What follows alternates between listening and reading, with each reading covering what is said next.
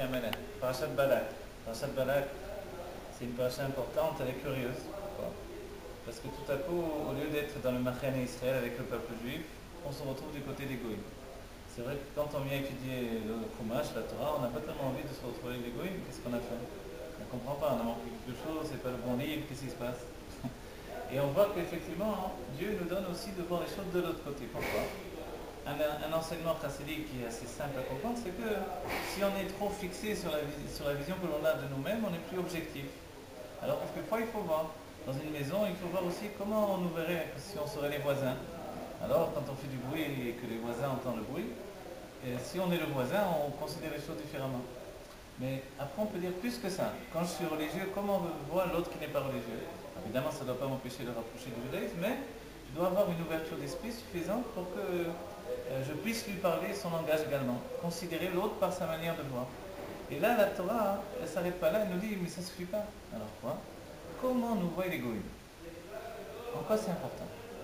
C'est important parce que jusqu'à présent, finalement, quand on voit les livres qui ont précédé, surtout le Sefer Bamidbar, on voit que ça y va, tout va. Le peuple juif meurt du matin au soir. C'est vrai qu'on se plaint, c'est vrai qu'il y a des révoltes, les Meraglim, après c'est Korah, etc.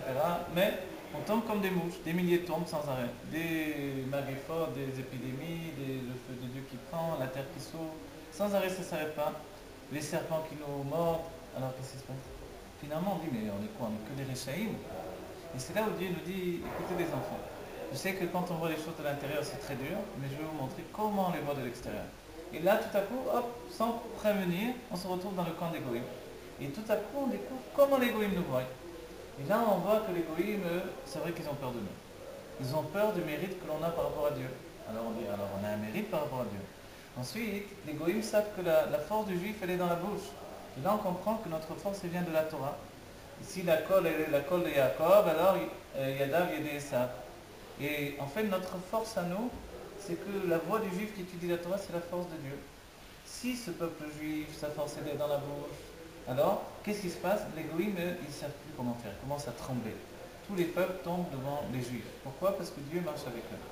Tout à coup, on va chercher chez les goïms également quelqu'un qui est comme le prophète des goïms, Bilam, le rachat, un sorcier, quelqu'un qui a un seul mérite. On dit quel mérite? Alors on voit le Rashi nous rapporte, ce qu'on voit dans la Gemara, etc.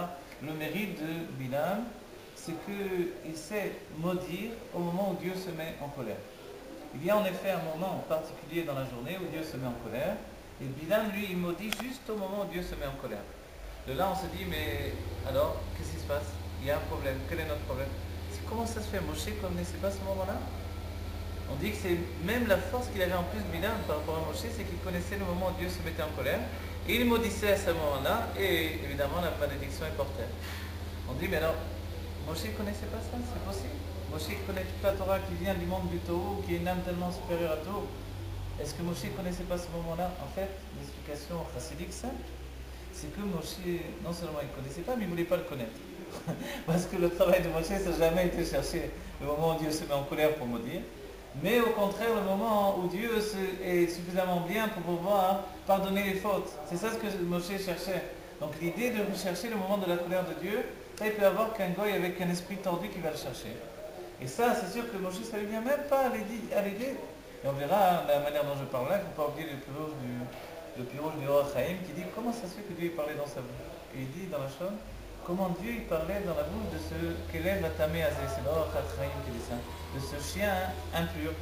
Et l'explication là-bas, il dit que Dieu a mis un kissouille, il a mis comme une protection dans sa bouche pour parler par l'intermédiaire de cette protection. Alors on va dire qu'est-ce qui se passe ici?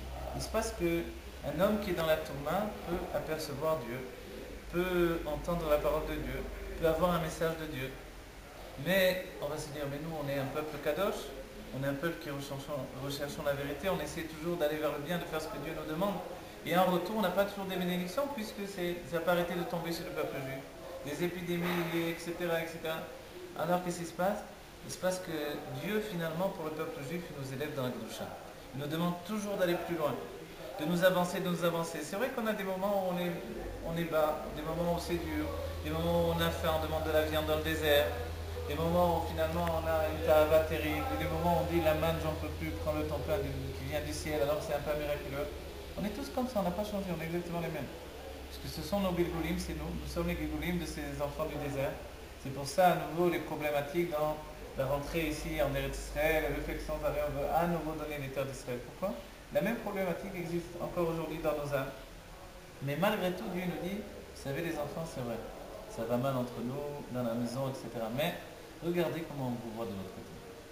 Et à un tel degré, c'est que quand le boy, qui a l'habitude de maudire, parce qu'il sait le moment où Dieu se met en colère, alors on peut dire que ici aussi il va savoir le moment où Dieu se met en colère, et il va venir maudire le peuple juif.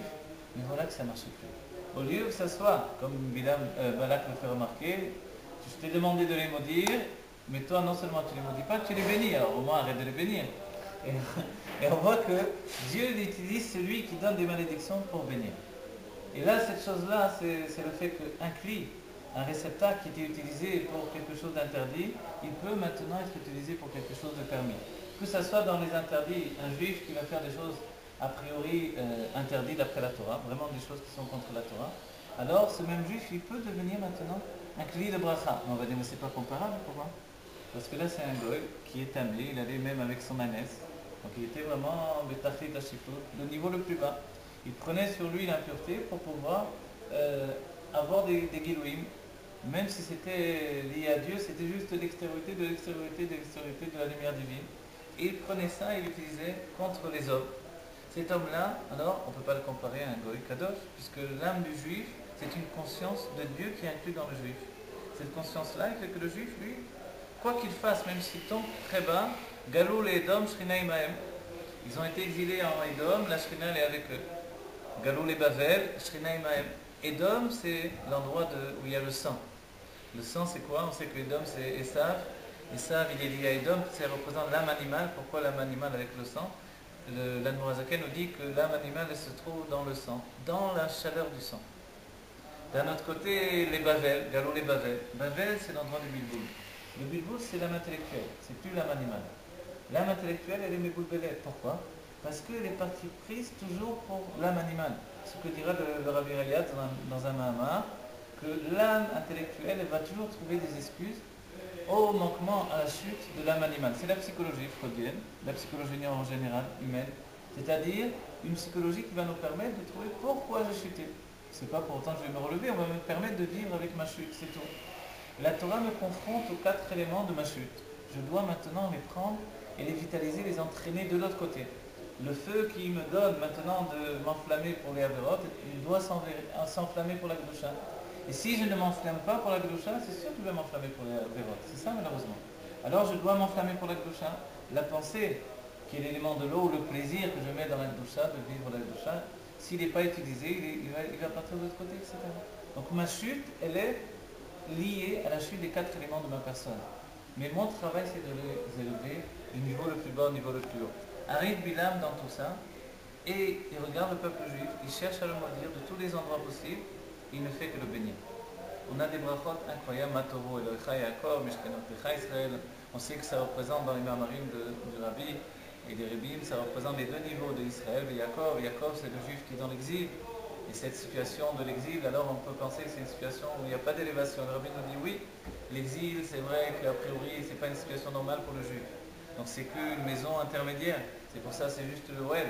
Mais en réalité, c'est une tente. Mais l'exil, on a une mission, c'est faire des rabatartonim.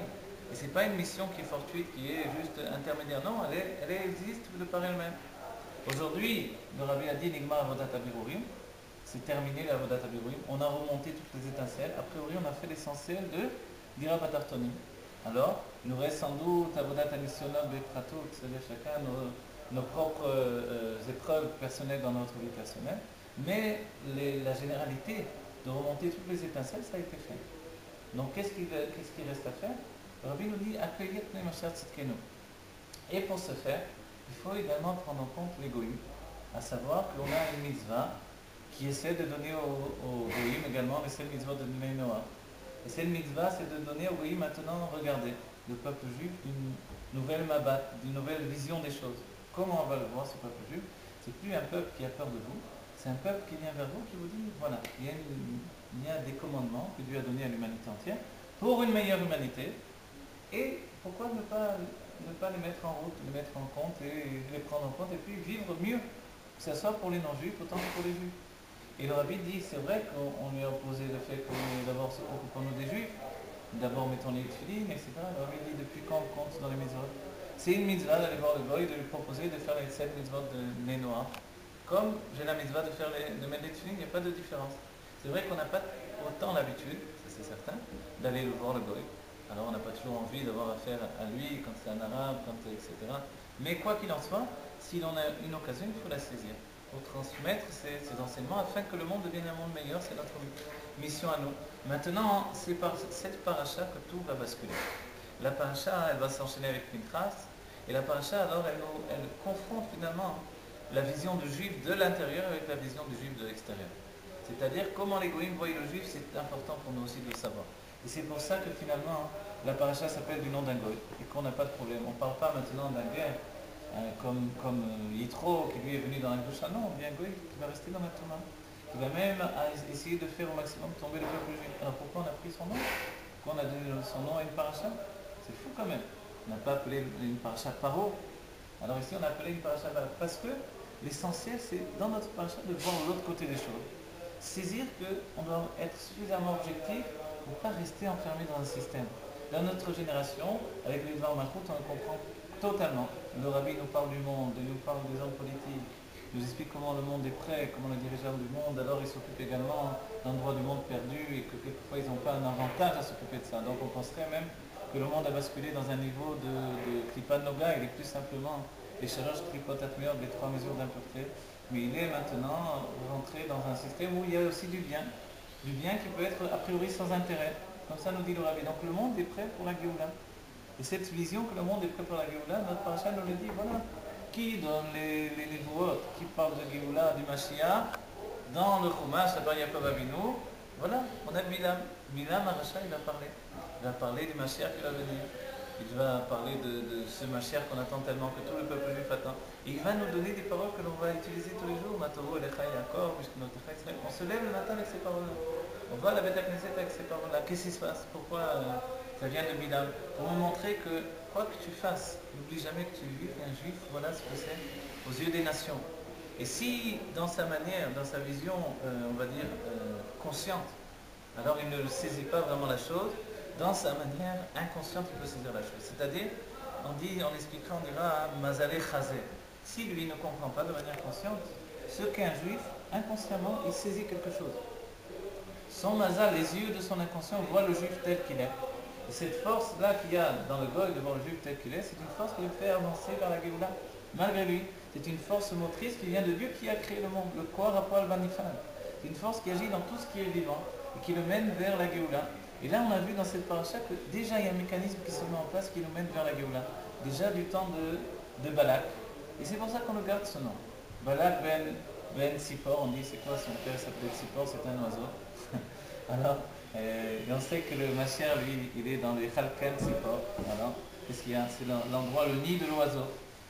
Le nid de l'oiseau, c'est un endroit où l'oiseau, il est là, il attend la Géoula. On sait que Moshe Rabbeinu, il avait dit, il avait demandé à Dieu, laisse-moi rentrer dans la terre d'Israël. Laisse-moi être juste comme un oiseau qui rentre dans la terre d'Israël. Pourquoi cet oiseau à nouveau? Parce que l'oiseau, lui, représente l'âme intellectuelle.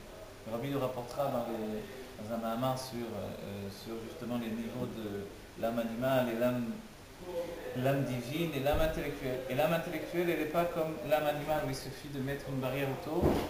Ça, c'est l'âme animale, c'est du bétail. Mais l'âme intellectuelle, elle est comme du off. Le off, alors, il est méophèf, c'est-à-dire qu'il se transporte au-dessus de la terre. Et l'oiseau, c'est ça, c'est l'âme intellectuelle. Il ne suffira pas de mettre donc une barrière autour, il faut mettre un grillage en haut également. Pourquoi? Parce que sinon on peut penser qu'on peut mettre, que Dieu préserve Dieu dans notre poche. Mais je comprends tout, moi Dieu aussi c'est compréhensible. Non, ces sujets-là, ce sont des sujets divins. Si je ne soumets pas mon intellect au divin, je ne pourrai pas les approcher. Et c'est pour ça qu'à un moment ou à un autre, il faut dépasser également l'enfermement d'une psychologie uniquement humaine et revenir au Tania et découvrir une psychologie divine qui nous intéresse, nous, qui nous parle à nous. Nous dire, d'accord, je peux me soigner momentanément, parce qu'on m'a passé de la crème, on m'a caressé dans le centre du poil quand j'ai été voir un psychologue, mais à un moment ou à un autre, j'ai un problème parce que je suis juif, c'est tout. Et que, étant juif, j'ai un problème de personnalité. Comment vivre bien Dieu dans ma vie au quotidien? Et pour ça, alors je ne peux plus m'en sortir avec la vision générale qui vient des goïms. Mais quand il y a dans cette vision générale une faculté de voir le juif en tant que juif, alors oui, je pourrais l'accepter. Quand le goy voit le juif comme un juif, je pourrais l'accepter. Et c'est là où on a vu pendant le dîme des Sfarim, du rabbi qui devait revenir, du rabbi Elias qui devait revenir au Sénat Sérati, comment les goïms ont vu le rabbi. Ils ont dit qu'il est un digne de roi. Il est un digne de roi et un roi ne se déplace pas au tribunal. Et là, cette vision-là de voir le rabbi comme un roi, on la prend, on la saisit. Cette vision-là, elle est juste. C'est comme Milan qui est capable de voir la grandeur du peuple juif, la sniou du peuple juif. Et qui est capable de voir que la Shrina réside avec le peuple juif, même si son intention c'était de dire le contraire, parce que lui aussi l'a vu. Il a dit d'accord, il gagne la guerre, mais il tombe sans arrêt comme des mouches. C'est que la Shrina n'est peut-être pas avec eux, mais qu'est-ce qu'il va voir? Il va voir le contraire. La même chose, les goïms nous disent, le rabbi c'est un roi, et c'est indigne, c'est rentré au tribunal des goïms. Pour nous, on doit l'intégrer dans notre vie. À la manière dont cette paracha nous donne la vérité du peuple juif par un regard extérieur, on doit intégrer que la vision des goïms sur le rabbi, c'était celle de voir un roi. Et nous, on doit l'accepter. Ils sont prêts, on peut dire pratiquement que pour eux, ça ne va pas être une grande difficulté de l'accepter comme roi Mashiach. À nous maintenant d'accepter le rabbi comme roi Mashiach dans notre conscience, tous, chacun d'entre nous. Regardons le rabbi comme le roi Mashiach et accueillons-le dans la Géoula de la Shana Terra.